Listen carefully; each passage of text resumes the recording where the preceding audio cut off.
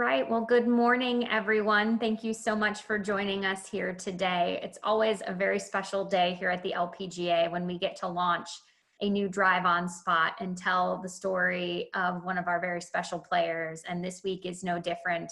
As we all saw a few weeks ago over at Troon, one of the most magical stories I think we've seen at a major championship in women's golf history took place with Sophia Popov capturing the trophy and working her way into everyone's heart with her story of triumph over adversity. And so we are excited today to launch her 32nd drive-on spot that launched just about an hour ago. And then we have a first-person piece on lpga.com telling a little bit of the story that maybe perhaps you haven't heard even through all the different media coverage, as I know Sophia's been very busy in the past few weeks. So I'm very fortunate to be joined today by Sophia and by the LPGA's Chief Brand and Communications Officer, Roberta Bowman, who spearheads all of our drive-on efforts. So first off, Sophia, thank you for joining us. I know it's a little early out in Portland as you were getting ready to make your first start back on the LPGA after winning the AIG Women's Open. So first off, just want to ask you, what have these last few weeks been like for you, as it's just been so much attention to your victory and lots of, I know, media requests that we've seen come through here at the LPGA? Yeah, it's just been, it's been pretty busy. I'm not going to lie. Definitely not, not quite back to my normal routine. I've just been, there are a lot of jumping on a lot of calls last minute too, and trying to figure out my schedule. That's different. Even for this week, it's just, it's a whole different way of going into a tournament. I don't have exactly my same schedule that I usually am able to follow during a tournament week. So I'm trying to get used to everything, but it's still a little bit crazy. It was very, very special for all of us watching you win, and now kind of getting your story out there. The victory helps people learn a lot about your battle with Lyme disease, what you've gone through. That moment, I think, that really is captured in your drive-on piece where you said you really thought about quitting. To now see that come through in this drive-on story, how special is it for you to get to tell that story to an even bigger audience? It's, I think the first time I saw the spot, for me, it was, it just really reflected kind of how my last couple of years have been. And it was pretty emotional for me watching it again, because I think I've always wanted to be able to tell my story. I just never thought that, since I didn't have the platform, I was just saying, to myself, I just said, you know what, just keep it to yourself, and your family and your closest friends know it. But it's not, it doesn't really matter whether you tell it or not. And I think for me, it was the best, or the greatest thing was to have a platform to tell the story, because I think I've been wanting to, put it out there and tell people what's actually been going on, because I think a lot of people just didn't know, even a lot of my friends, from back home or here, no one really knew. I'm someone who keeps everything to herself. And I also, when I struggle with something, I never let anyone know. I try not to show it. When I'm in pain, I don't try to show people. And one thing that my mom is over the time, she's gotten really mad at me about, because she's like, we need to know when something's going on. And I think this is the first time that I could finally actually express what was going on over the last 6-7 years. And I think that's when I saw that spot, it just really reflected that. And I definitely had some tears going again. Yikes. But it was just, it was very just very fitting to exactly what I've been meaning to tell for a while now. Thanks, Sophia. Roberta, sometimes for us with drive-on spots, it takes a long time to put a story together. And I don't think we've put any drive-on pieces together as quickly as we have with Sophia's. Can you take us through that process of why it was so important to tell this drive-on story now, and what it is about Sophia's story that really resonated with you and you think will resonate with others? Yeah, and of course, drive-on is really about celebrating those moments of breakthrough, of success, of perseverance, of hard work. And if you follow Drive On, you know, sometimes we have to work really hard to uncover them. It's a random comment here or there that creates a story. In Sophia's case, it just rolled over us. And we just wanted to take this moment and really celebrate an incredible journey of perseverance and accomplishment. I think our biggest challenge, of course, obviously is a very quick production, but we knew we had this this spotlight on Sophia and just wanted to keep it glowing as much as we could. I think our greatest challenge, quite honestly, was how do you boil it down to 30 seconds and honor all of the complexity. And the other thing that I would say is, Sophia doesn't really know it, but I have been stalking her on social media since the victory. And I think I've seen every interview, and they have been beautiful. And they've told this wonderful story. Many of the people called it a Cinderella story. And I get it, and it was, but I think that every one of these narratives have a dimension that's beyond what you might expect. And what I found in Sophia, 2 points. One, she said very clearly to Steve and I, this isn't a story, this is my life. And that really hit me. You know, we take such great motivation. But the other piece that hit me was, it's a fairy tale for sure, but it's also a love story. And to hear not only Sophia's love for the game of golf, but the love that she is feeling now from every other player on tour who saw in her accomplishment their dreams come true. It was a story that we had to do our best to honor and to tell. And I have to say, I love all of our stories, but this one, I think, resonates really, really broadly. So thank you, Sophia, for being available and trusting us with your story.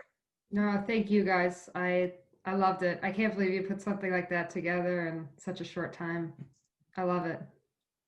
Sophia, I think I'm going to touch on what Roberta said too. Your first person piece is talking to your sisters out on tour. And I think that was something very special about your victory, is seeing all of these players just resonate around you and being so excited for you. And what does that mean? And why, you know, talking to your fellow players in your first person piece, how important was it to, one, encourage others that this can happen for them, and two, just to recognize the others that are going through the same, you know, similar journeys that you went through? You know, that's one of the most important things for me, because I hear it, you know, every day when I'm on tour, and especially when I was playing on Symetra Tour. There are so many girls out there that are extremely talented, and I think would have no problem playing well in the LPGA. And it's just that you need to have that one tournament or two tournaments that get you up there and enable you to make that step onto LPGA. And I know a lot of them are struggling with it. It might not be a health thing, but it's other things, things at home. You know, I could definitely, there's so many stories that I could tell from girls out there that are struggling with something. And I think it's so important. It's funny actually, because since the win, my best friends out there have just been texting me, said, I need your advice on this. I need your advice on this. I need your advice. And then I was like, okay, well, you know, anything you need, obviously, you know, ask. But it's been very sweet. You know, I'd have a player this week that she said, you know, fourth on the alternate list. Should I fly out to Portland? You know, what should I do? And I'm just trying to be there and try to help them. And because I think they're realizing that, you know, any tournament I get into now, this could be my week. And I think that's the greatest thing. That I think a lot of players have learned from my week, is that you know, it can change at any moment. And I think that was very important for a lot of them to see that, because I think that'll help them not give up. Because there are a lot of players out there that say, you know, I've been on Symetra for 4 or 5 years, and even though I've been playing well here and there, I haven't quite made that step. And I said, well, it doesn't come, there's no time, like I said earlier on too, there's no timeline for everyone. It's not the same for everyone. It's for some, it happens earlier, for some it happens later. And I think that was important for them to see, and it was, I guess, important for me to show. Thank you. And that really is something very special. And I know a lot of players felt that, but I think that message went well beyond just players out on tour to people who are trying to pursue their dreams and realizing the difficulties that might come and that it can happen. So really appreciate you sharing that. I'm going to open it up for questions. For those who are here on the call, please just use the chat function, send me a note that you have a question, and we'll start going to those. And I'm going to start with Steve. I know you have a question for Sophia. I do, Sophia. We've been able to follow you, as Roberta said, on social media and all of the interviews that you've given. How has the response been in Germany? Granted, golf's not a big, huge sport over there, but I assume it's been pretty good. Yeah, it's been, it's actually been just a lot of a bigger response than it had been in the past. In the past, you've gotten a couple of comments here and there, but nothing crazy. Now it's, when I look on my social media, it's almost I'm missing so many things because it's just so many requests that I can't keep up with that I would love to answer. I'm the kind of person I would love to answer everyone. And I noticed that a lot of them are from Germany, and that's really important to me because I want to grow the game in Germany really badly, because I think there's a lot of talent there. And I think that because golf doesn't have a huge presence, or because it's not seen as the same kind of sport it is here, I think a lot of kids are not as motivated to go on and also turn professional one day. I think that they're told from a young age on that education is more important, and that golf, is just this kind of side thing that they can do until they're 15, 16 years old. And I want to change that perspective for them. And I just want it to become a bigger sport, and for them to show it more on TV. And so the media response has been pretty big, and we've been trying to ride that wave basically. And I've just been able to I just want to take advantage of that right now. And it's definitely, the response has been overall just very positive. And we've talked about the media reaching out, and we've talked about your sisters on tour reaching out. Has anyone reached out that surprised you? I think a lot of people have reached out that surprised me in different ways. People that I've met along the way that I haven't talked to in a long time. People I've worked with in golf, or for at a physio standpoint or something that I haven't seen in a long time that have reached out. Those are surprising to me. Obviously, higher caliber golf players too, whether on the men's side and the women's side, that have just reached out to me and said, I just want you to know that you have our full support with everything that you're doing. And I think that was really nice to see, because it's tough out here, and there's no way around that. You want to find a certain comfort level to go out and feel like you belong. And I think for me, it's also kind of, I felt like I broke that barrier to where I'm out here and I feel comfortable, and I've made a lot of friends, and like I said, just a lot of players reaching out and making me feel like, I'm part of what's going on out here. And I want more. I honestly, that's what I want to do for other players too, is just to make everyone feel like they belong. And that's been the nicest thing for me, as far as people reaching out. We know that Martin Keimer reached out to you shortly after your victory. Have you had any other men reach out?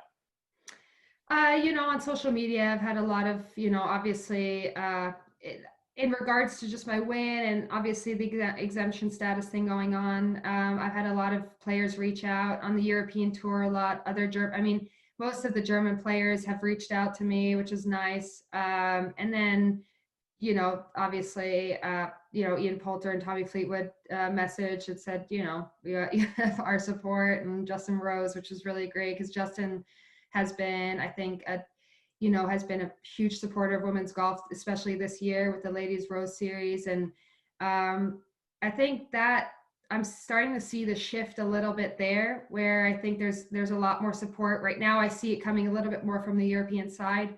No surprise to me. I'm a European player too. So, but it's, I honestly, it's funny. I just went through my inbox my Instagram inbox the other day, and I found so many messages that I had missed. And I've had, Zabina Lizicki, tennis player, German tennis player.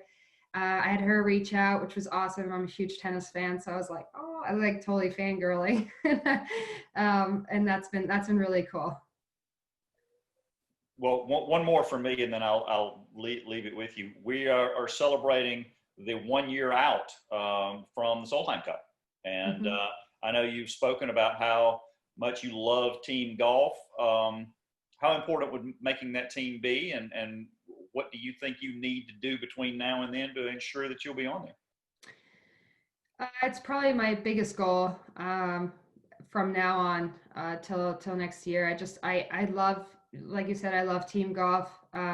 It's something I grew up with in Germany too, and I watch the Solheim Cup every 2 years, and it just always gives me the chills. And I every time I look at it going, oh, I want to be part of that team so badly. And so, I mean, I'm going to try everything in my power to get onto that team. And I know it's going to require good golf. So, you just have to go out there and play well, and that'll take care of everything. So, there's no way around having to actually qualify and play well. So that's my biggest goal of that. And obviously Olympics is also on the radar now. Thanks, Sophia. We have another question coming in from Chris Devine. Chris? Hi, Sophia. Hey. You mentioned there, like, how excited you were to speak to Sabine, and like how thrilling that was for you. Have you come to terms with the fact yet, several weeks on, that you're so much more famous than you were a few weeks ago, and your whole level of sort of fame has just transformed overnight with the win? What's that been like? It's just, it's weird, because I think I said this to Roberta at the very beginning when we first started talking about the drive on video too, is that I think my personality is more like, I honestly can't quite get into that role of being a little bit more famous, because I feel like I'm still myself, and I don't want that to change. And I communicate the same way with everyone that I have been communicating with. And it's just a little bit weird, because it's some people that are like commenting on your Instagram things, and you can't help but just look at it and be like, oh my God, like, this is crazy. Why are they even following me? And then, so that's been something I have to get used to a little bit more. And it's obviously something that I'm enjoying too. And, but at the same time, I definitely don't feel like it's changed me at all. It's just that, of course, here and there, I'm fangirling a little, which is awesome. Thank you. Sophia, one of the special things we get to do when we launch the Drive On spots is have some of our girls golf members take part and get to see, and we use these stories as inspiration. So we have a few of them on today, and a couple of them have some questions for you as well. So I'm going to go to Eliana first. She has a question.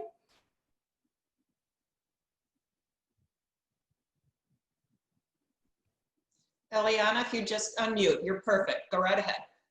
Why did you start golf, and when? Why did I start?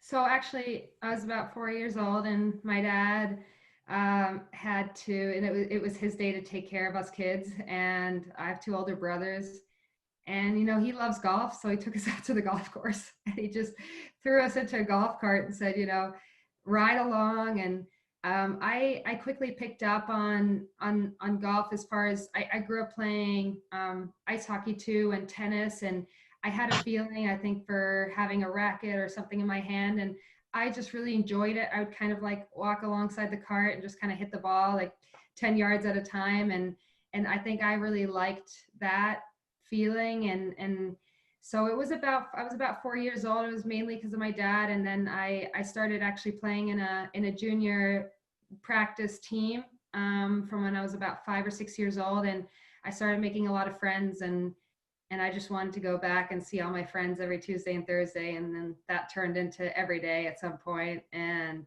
so that's kind of how I got into it. Thanks, Eliana. Now, Sophia, I'm going to warn you, our next question's coming from a really tough junior reporter. We call Ophelia our junior reporter because I think she asks better questions than most of us. So Okay. turn it over to Ophelia. Ophelia, I know you have a couple questions for Sophia. Thank you, Kelly. Hi, Sophia. Hi. Guten Tag. Guten Tag. My name is Ophelia Benoit. I'm 10 years old and I'm from Girls Golf in Miami. I want to say that it's an honor to get to speak with you. Here in Miami each year, Coach Stephanie has us write down our dreams and then each girl says it on camera for the hashtag Little Girl Dreams program. Your dream as a little girl was to become a professional golfer and win a major. You have overcome so many obstacles and then you achieved your dream. If you can say something to yourself as a little girl, 10 years old like me, what would you say? Ooh, that's a tough one, but I think what I would say, and you know, I feel like you're already all of those things. You know, just keep believing in yourself, and you know, have fun.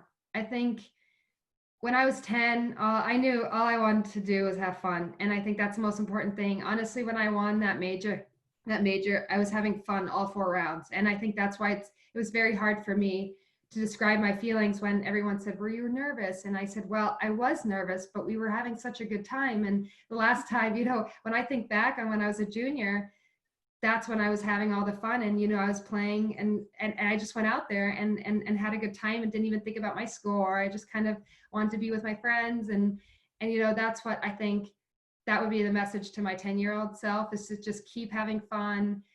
Enjoy everything that goes with golf, all your friends and everything you're learning, and school and all that. So that would be my message. But I feel like you're all of that already. So good luck. Thank you. That's very inspiring.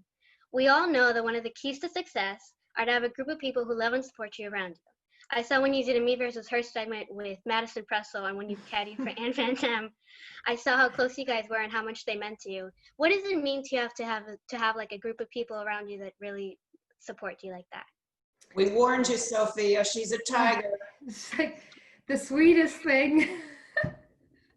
No, that's very, you know, it's not, I'm glad you saw those, especially the me versus her with Madison. Madison's been a very close friend of mine, on tour, on the Symetra tour, and still is, now. You know, she's a person I communicate with, almost daily. And I think when I first, you know, she was one of my first people that called me, and she was in tears. And, I remember she said to me, you know, I know that she thought about quitting the game a couple years ago, actually, and the whole time she's thinking, you know, how can I keep going and how can I finance my career and keep doing this? But I love it so much. And she said to me, she said, you know, I'm so happy this happened because it makes me not question why I continued playing golf or continue to play golf right now.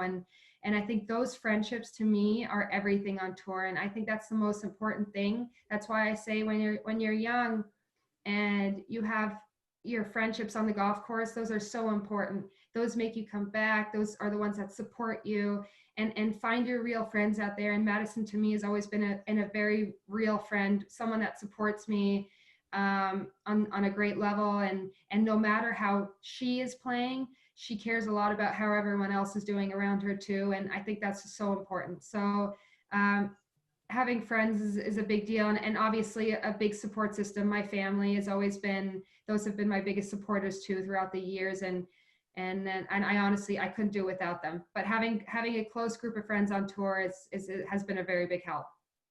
It sounds like you have a really great support system. Another person who had a really great support system was Shirley Spork, one of the original 13 founders of the LPGA. I've been blessed to get to speak with her, and she always asks what we are doing to grow the game of golf. When you look back at everything you have done, what do you hope for in the future for girls and women's golf? You know, I think I'm hoping to overall just grow the game.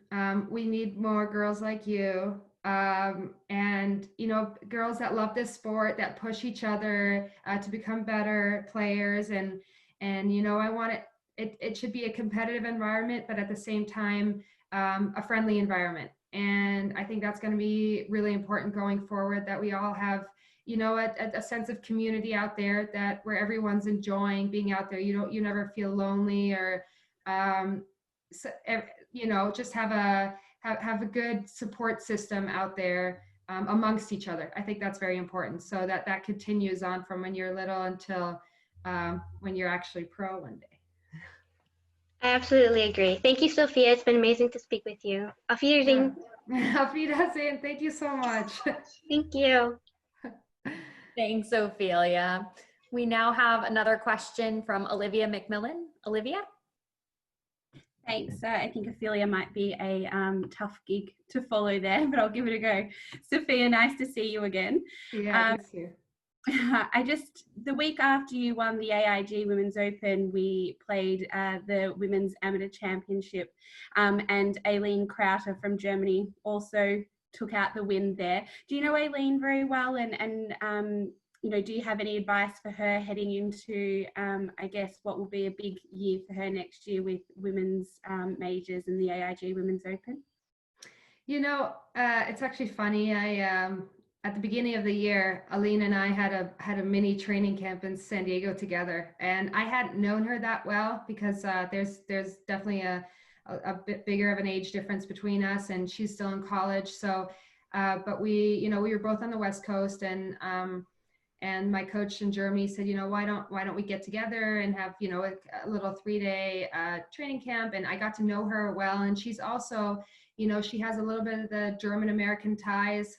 You can't pretty much hear when she speaks English. It's pretty perfect, and I think we bonded over that, and she reminded me a lot of when I was in college, and it's just so weird that, you know, we never thought that about 6 months later or 7 months later we'd both be holding those trophies.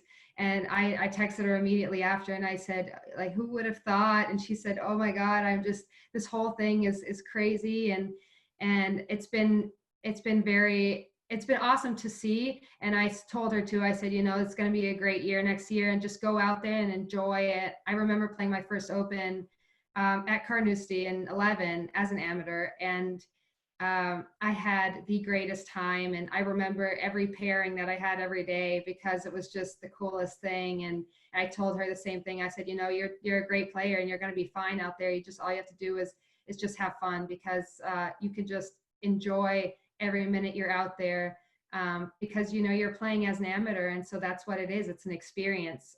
So I'm just excited to see what she does next year. And overall, as a player, I think she's a good egg. There is actually some nice little bit of symmetry there. You obviously said that you made your Women's Open debut at Carnoustie, and Aileen will do the same thing, and you'll be the defending champion. So do you see yourself linking up with her at Carnoustie and playing a practice round? Or? Yeah, absolutely. I mean, I think that's the plan. You know, it's kind of nice. Also, you try to play with some of your fellow players from your home country. So I'm sure, you know, maybe Caroline and I, or whoever's out there on the German side, will take her under our wing and show her the course. And I've been there. I think I played 3 events there now, so I feel like I kind of know it. Although when it starts blowing, I guess no one knows that course. So it'll be fun. I'm sure we'll play practice round together and have a good time. Excellent. Thanks so much, Sophia, and best of luck with your championship this week. Thank you very much.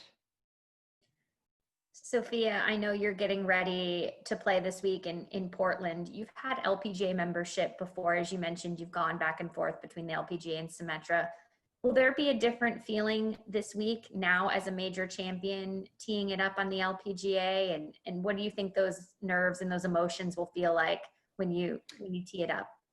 Yeah, I you know, it's definitely going to be different. I haven't been in the position that I'm in right now, and I know, you know, people are curious to see how I'm going to play, but those are all the thoughts that I'm trying to kind of erase out of my head. I just want to go out and play and just keep doing what I'm doing. At the past couple of weeks when I've been practicing, I've been playing well. So I'm honestly excited to get out there. The 3-week break was enough. So I'm looking outside. I'm just hoping that this haze, the wildfires stop so I can start playing. but yeah, I'm excited to get going and see how this week turns out for me. Well, you've definitely earned this opportunity. So exciting to watch you win the AIG Women's Open. So proud of everything you've been doing since then, as Roberta said. And I think my last question, I'm going to leave it for both you and Roberta. You know, we talked a lot about the inspiration that your story will have on other players out on tour. But as I mentioned earlier as well, I think anyone who saw you win, it was a reminder of that not giving up and looking forward.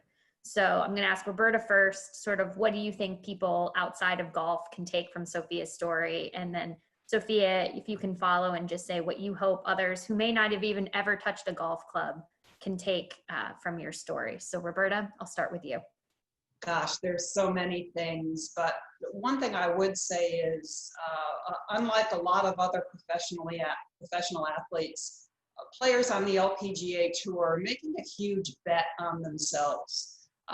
There's no safety net there. There's no, continued income and contracts and things of that sort, and you are completely exposed.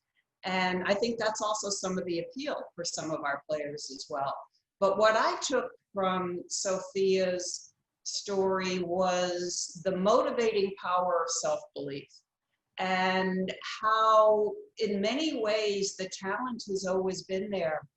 But to hear Sophia talk about seeing herself with the trophy and realizing that this was the moment where opportunity and that self-belief came together, and she stood tall, and she is our AIG Women's Open champion, and it's a story for the ages. And again, Sophia, thank you.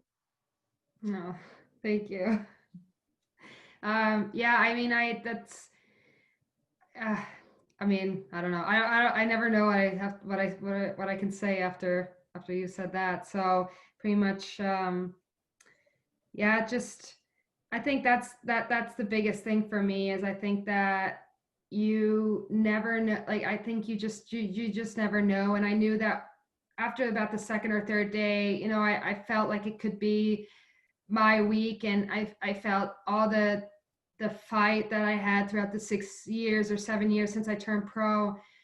Finally my moment came, and I think somewhere deep down I knew that. I think after about the second round, I said, there's a reason why I'm up here, and there's a reason why I played so well the first 2 days in the tough conditions, because I think it almost resembled kind of my pathway.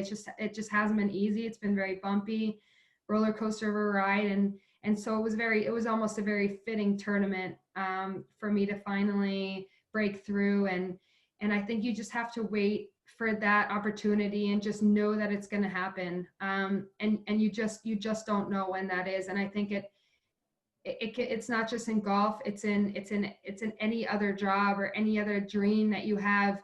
Things change so quickly, and suddenly you have a job offer that you hadn't dreamed of 5 or 6 years ago, and your whole life changes. And I hear it from other friends and family that happened for them. They thought, oh man, they didn't like their job, they didn't know where they were going, and then suddenly they met a person on a train, and that person ended up being an opportunity for them to have a more successful career, or something that they love even more. And I think that's what the message I think should be, is that you just don't know.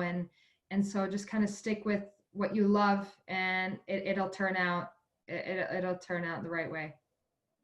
Well, thank you so much, Sophia. That is really so profound, and it's so inspirational for so many people. And I know many, not just young golfers, not just people who have watched the game for a long time, but saw your story, have been inspired by it. And I know they're going to continue to root for you as you get back on the LPGA and continue your career. And we look forward to many great things to come for you. So thank you. Thank you for sharing your story. And we'll continue to all drive on.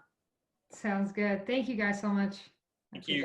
Thank you. Bye, everyone. Bye, everyone. Thank you. Thank you. Thank you. Bye.